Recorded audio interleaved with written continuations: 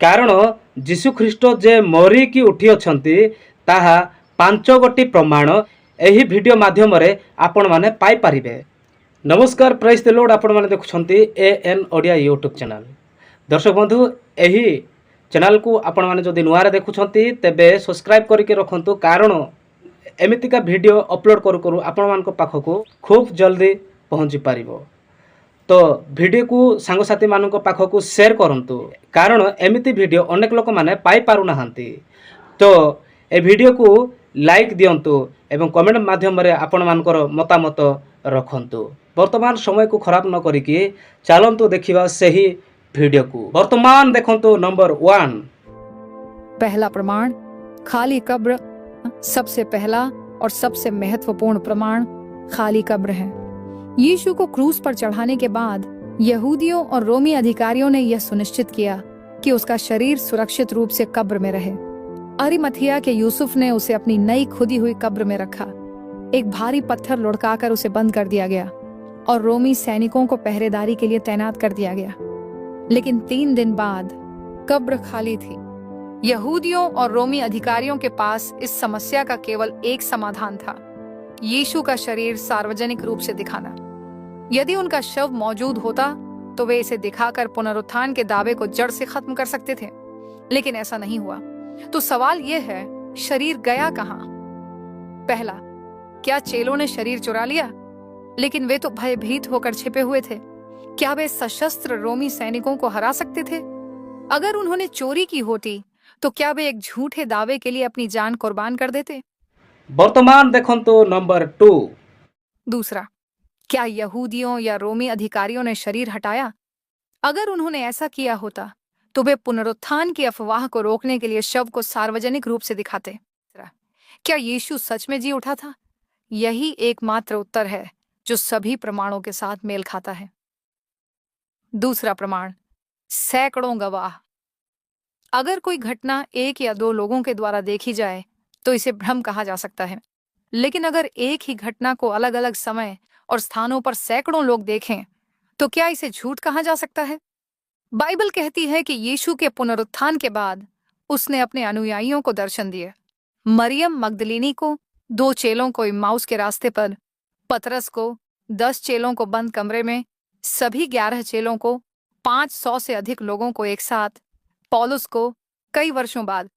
क्या यह संभव है कि 500 से अधिक लोग एक साथ भ्रम का शिकार हो जाएं? क्या यह संभव है कि इतने लोगों ने एक साथ एक ही प्रकार का अनुभव किया हो? वर्तमान देखंतु नंबर 3। तीसरा प्रमाण, चेलों का परिवर्तन। पुनरुत्थान से पहले यीशु के चेले भयभीत और निराश थे। जब यीशु को गिरफ्तार किया गया तो पतरस ने 3 बार उसका इनकार किया। अन्य चेले छिप गए, वे सभी डरे हुए थे। लेकिन पुनरुत्थान के बाद वे पूरी दुनिया को यह संदेश देने के लिए निकल पड़े कि यीशु जीवित है।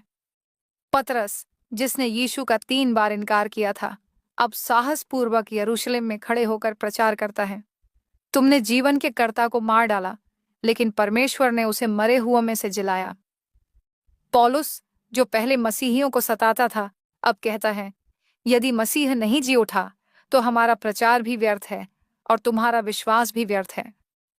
शिष्य, जो पहले डर के मारे छिपे थे, अब संसार भर में प्रचार कर रहे थे, सताए जा रहे थे, मारे जा रहे थे, लेकिन फिर भी यही कहते रहे, हमने उसे जीवित देखा है।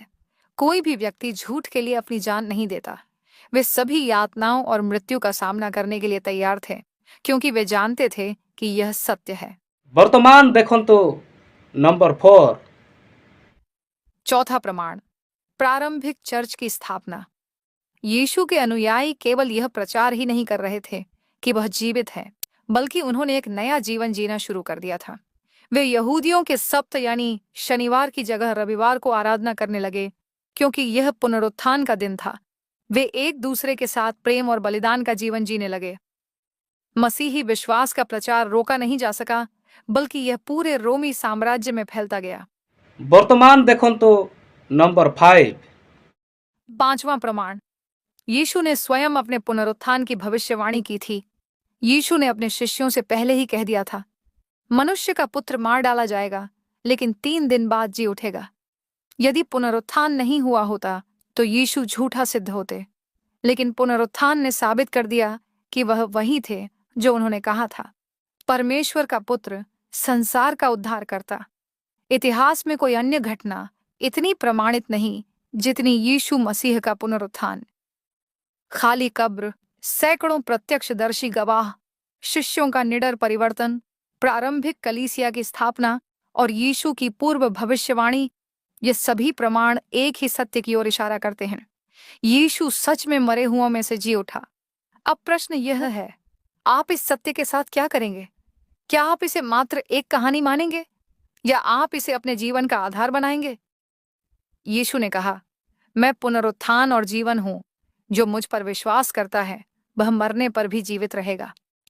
अब निर्णय आपका है। क्या आप इस पर विश्वास करते हैं?